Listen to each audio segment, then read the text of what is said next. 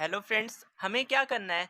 इन समीकरण को चेक करना है और बताना है कि इनमें से कौन सी समीकरण द्विघात समीकरण को प्रदर्शित करती है। यानी हम क्या करेंगे, इन सभी समीकरणों को एक एक करके क्या करेंगे, हल करेंगे और हमें चेक करना होगा कि ये द्विघात समीकरण का रूप है या नहीं है।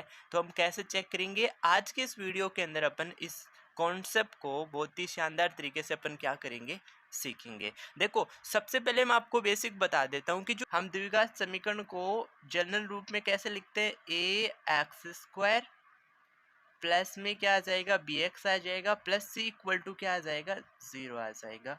यानी कि द्विघात समीकरण के अंदर किसका पद होना चाहिए, एक्स स्क्वायर का पद होना चाहिए, एक एक्स का पद होता है। ये हमारे पास जो सी होता है इसको हम क्या कहते हैं, अचर पद कहते हैं। इसको हम क्या कहते हैं, अचर पद कहते हैं।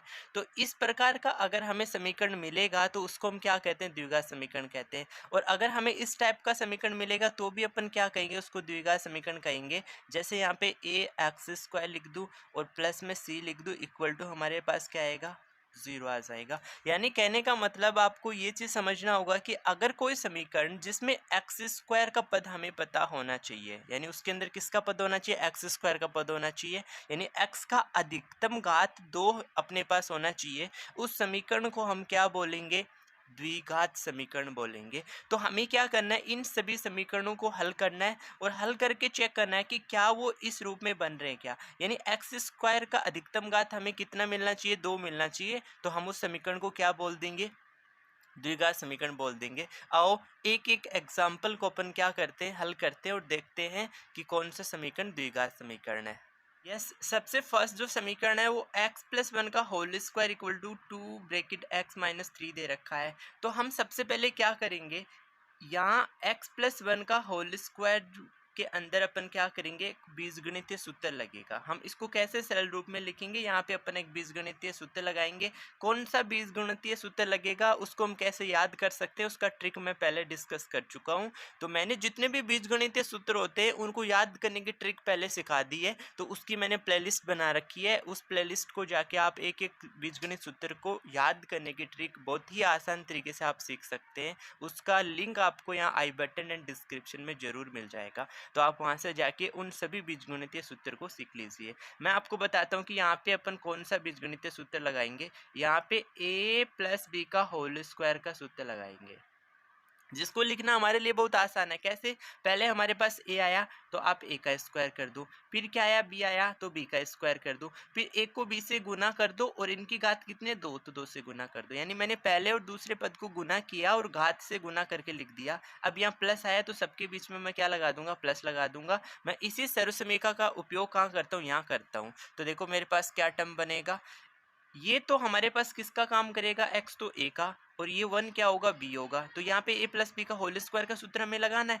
तो a कितना x है, तो सबसे पहले तो हमारे पास क्या आ जाएगा, a का स्क्वायर x का स्क्वायर आ जाएगा, फिर प्लस में b का स्क्वायर, b हमारे पास क्या 1, 1 का स्क्वायर क्या आ जाएगा, 1 आ जाएगा, फिर प्लस में क्या आ जाएगा 2ab, 2a हमारे पास x है और b हमारे पास 1 आ जाएगा, यानी क्या आ जाएगा 2x आ जाएगा, इक्वल टू। अब देखो कोई भी नंबर ब्रैकेट के बाहर है तो ब्रैकेट के अंदर वो प्रत्येक टर्म से क्या होता है, गुना होता है। तो हम 2 को किससे गुना करेंगे, x से गुना करेंगे तो कितना आ जाएगा, 2x आ जाएगा।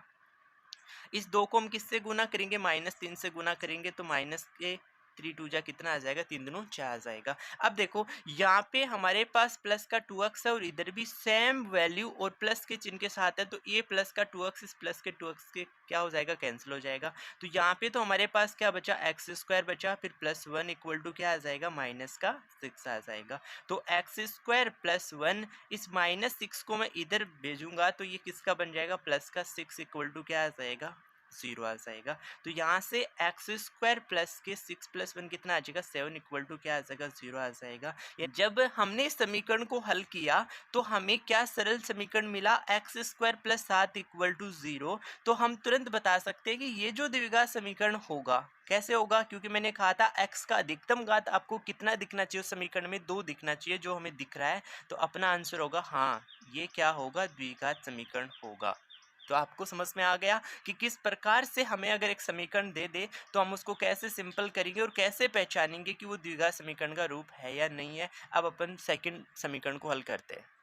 यस देखो समीकरण नंबर 2 क्या दे रखा है, x माइनस 3 को गुना करना है 2x प्लस 1 बराबर में दे रखा है x गुना x प्लस 5 दे रखा है। तो देखो इसको अपन कैसे सरल करेंगे हम समझते हैं। देखो हमें क्या करना होगा, पहले इस x से इन दोनों पदों को गुना करना होगा, यानी मैं ऐसा लिख देता हूँ x को गुना करेंगे हम 2x प्लस 1 से गुना करेंगे। फिर हम इस माइनस 3 से किसको गुना करेंगे, 2x प्लस 1 को गुना करेंगे और इक्वल टू हमारे पास क्या x और x प्लस क्या आ जाएगा 5 आ जाएगा। मैं आपको सिखा रहा हूँ कि हम इसको कैसे सरल बनाएंगे। तो अब देखो, अब इस ब्रैकेट के बार ये है तो इसको हम ब्रैकेट के अंदर जितने भी पद है सबसे गुना करेंगे। पहले ये x इससे गुना होगा तो कितना बन जाएगा 2x² बन जाएगा। फिर इस x को अपन प्लस 1 से गुना करेंगे तो x आ जाएगा। फिर इस माइनस 3 को अंदर गुना करते हैं तो माइनस के 3 को 2x से गुना करेंगे तो माइनस के 3 दोनों 6x आ जाएगा और माइनस 3 को प्लस x से करेंगे तो माइनस के 3 आ जाएगा। इक्वल टू हम इस x को x से गुना करेंगे तो क्या आ जाएगा x² आ जाएगा और x को प्लस के 5 से गुना करेंगे तो कितना आ जाएगा 5x आ जाएगा। तो ये हमारे पास इसका क्या नेक्स्ट स्टेप क्या बना, सरल बना। अब देखो हम इन सभी पदों को इधर ले आते हैं तो यहाँ पे हमारे पास क्या बचा 2x² बचा। ये प्लस का x² है, इसको इधर लाऊंगा तो ये किसका आ जाएगा माइनस का x² आ जाएगा। इस प्लस के x और माइनस के 6x को सरल करूंगा तो माइनस के यहाँ का कितना बचेगा 5x बचेगा। इस प्लस के 5x को इधर लाऊंगा तो किसका बन जाएगा माइनस के 5x बन जाएगा और यहाँ पे माइनस के 3 इक्वल टू इन दोनों पदों को मैं इधर ले गया तो यहाँ पे क्या बचा 0 बचा। अब देखो 2x² में से अगर एक x² घटाएंगे तो कितना बचेगा x² बचेगा। 5x और 5x जुड़ के माइनस का कितना बना लेगा 10x बना लेगा और माइनस में 3 बराबर क्या आ जाएगा 0 आ जाएगा। तो आप देख के बता सकते हैं कि ये भी हमारे पास क्या होगा द्विघात समीकरण का रूप होगा, क्योंकि मैंने स्टार्टिंग में बता दिया कि जिस भी समीकरण में x का अधिकतम घात आपको 2 जहां दिख जाए, x का अधिकतम घात 2 दिखना चाहिए, हम उस समीकरण को तुरंत क्या बता देंगे द्विघात समीकरण बता देंगे। तो आपको समझ में आया कि यह समीकरण कैसा समीकरण है, द्विघात समीकरण है। यस देखो जो थर्ड हमें समीकरण दे रखा है वो x प्लस 2 की घात 3 दे रखा है इक्वल टू 2x और इनटू में क्या दे रखा है x² माइनस 1 दे रखा है। तो हम इसको सरल करेंगे तो यहाँ पे हमें एक बीजगणितीय सूत्र लगाना पड़ेगा। अब देखो बीजगणितीय सूत्र कौन सा होगा, a प्लस बी और उसका होल पावर कितना होगा 3 होगा। तो इस सर्वसमीका को हम कैसे याद करेंगे इसका भी मैंने पहले ट्रिक आपको समझा दिया है। आप वहां से जाके इसको जरूर देखिए, आपको सारी सर्वसमीकाएं वहां से जरूर याद हो जाएंगी। मैं आपको बताता हूँ इसको कैसे याद करेंगे, बहुत ही आसान है। पहले ए आया तो ए की अधिकतम घात 3 है तो 3 कर दो। फिर कौन आया बी आया तो बी की घात कितनी कर दो 3 कर दो। अब हमें क्या करना है ए की घात 2 बनानी है, ए की घात 2 बना देंगे तो बी एक बार लिख देंगे और पावर 3 है तो इसको भी अपन किससे गुना कर दे 3 से गुना कर देते हैं। अब हम ए की घात यहाँ 2 बनाया तो ए की घात 1 बना दो और यहाँ बी की घात कितनी बना दो 2 बना दो और इसको किससे गुना कर दो 3 से, घात 3 है तो 3 से गुना कर दो। यहाँ प्लस आया तो सबके बीच में किसका चिन्ह लगा दो प्लस का चिन्ह लगा दो। बहुत आसान है याद करना, आपको समझ में आया होगा। अब देखो हम इस रूप को इसमें चेंज करते हैं तो यहाँ पे a का मान तो हमारे पास कौन होगा x होगा और b का मान हमारे पास कितना होगा 2 होगा। रख दो a की घात 3 तो a हमारे पास क्या x की घात 3 आ जाएगा प्लस b की घात 3, b हमारे पास 2 है तो 2 की घात 3 कितना आ जाएगा 8 आ जाएगा। फिर प्लस में 3 इंटू ए का स्क्वायर, a कितना है x तो x का स्क्वायर आ जाएगा इंटू b कितना है 2 है।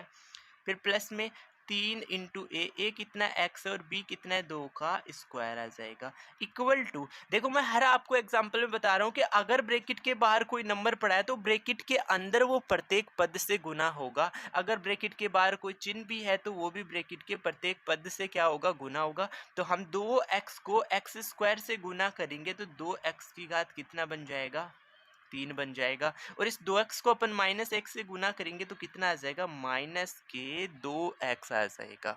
ओके अब इसको हम सिंपल कर लेते हैं। यहाँ x की घात 3 बचा फिर प्लस में 8 आ जाएगा। हम 3 को 2 से गुना करेंगे तो 6 और क्या आ जाएगा x² आ जाएगा।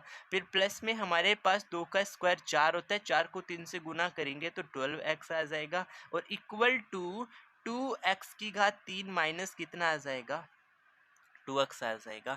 अब यहाँ से ही मुझे पता चल रहा है कि ये द्विघात समीकरण नहीं है। क्यों नहीं है, क्योंकि देखो यहाँ पे x की घात कितनी है, यानी x की घात 3 के पद कितने, 2 पद हैं, और यहाँ पे x की घात 3 का कितना पद है, 1 पद है। तो अगर तुम एक पद से एक पद काट दोगे, लेकिन x की घात 3 का एक पद तो यहाँ बचेगा। अगर यहाँ पे भी गुना में 2 होता तो ये पद दोनों क्या हो जाते, कट जाते, तब हमारे पास किसका पद बचता, अधिकतम x का घात 2 बचता। लेकिन इसमें अधिकतम x का घात कितना बचेगा, 3 बचेगा। इसलिए हम कह देंगे कि ये हमारे पास द्विघात समीकरण नहीं होगा, क्योंकि द्विघात समीकरण में तो x का घात अधिकतम कितना होना चाहिए, 2 होना चाहिए। चलो हम इसकी एक स्टेप और अपन बनाते हैं, जिससे हमें इजीली पता चल जाएगा। देखो मैं क्या करता हूँ, इक्वल टू में ये प्लस की x की घात 3 है, इसको इधर लाऊंगा तो मुझे 2x की घात 3 में से ऐसा लिखूंगा, 2x की घात 3 माइनस क्या लिखना पड़ेगा, x की घात 3 लिखना पड़ेगा। फिर यहाँ पे कितना है, माइनस के 2x है, इधर कितना है, 12x है, उसको इधर लाऊंगा तो कितना आ जाएगा, माइनस के 12x आ जाएगा। फिर इधर प्लस का 6x स्क्वायर है, तो यहाँ पे क्या आ जाएगा, माइनस के 6x स्क्वायर आ जाएगा, और प्लस के 8 है तो इधर किसका आ जाएगा, माइनस के 8 इक्वल टू क्या आ जाएगा, 0 आ जाएगा। 2x की घात 3 में से एक x की घात 3 घटा दोगे तो एक x की घात 3 बचेगा। माइनस के 2x और माइनस के 12x क्या बना लेगा, माइनस के 14x बना लेगा, और माइनस के 6x स्क्वायर माइनस के 8 इक्वल टू क्या आ जाएगा, 0। तो तुम देख रहे हो यहाँ x की घात अधिकतम आपको कितना मिल रहा है, 3। फिर अपने पास 6x स्क्वायर लिख दो, माइनस के 14x माइनस के 8 इक्वल टू क्या आ जाएगा, 0 आ जाएगा। तो हम बिल्कुल कह देंगे कि ये समीकरण हमारे पास क्या, द्विघात समीकरण नहीं होगा। क्यों नहीं होगा, ये कारण मैंने आपको बता दिया है। तो आई होप आपको समझ में आ गया होगा कि हम कैसे, हमें कैसा भी समीकरण दे दे, हम उसको बिल्कुल आसान तरीके से हल करके बता सकते हैं कि वो द्विघात समीकरण होगा या नहीं होगा। अगर आपको ये वीडियो समझ में आया तो आप इस वीडियो को लाइक ज़रूर करना, और चैनल पे अगर आप पहली बार विजिट कर रहे हैं और ऐसे ही कॉन्सेप्ट सीखने के लिए आप अपने इस चैनल को जरूर सब्सक्राइब कर लेना। Okay, thank you for watching video.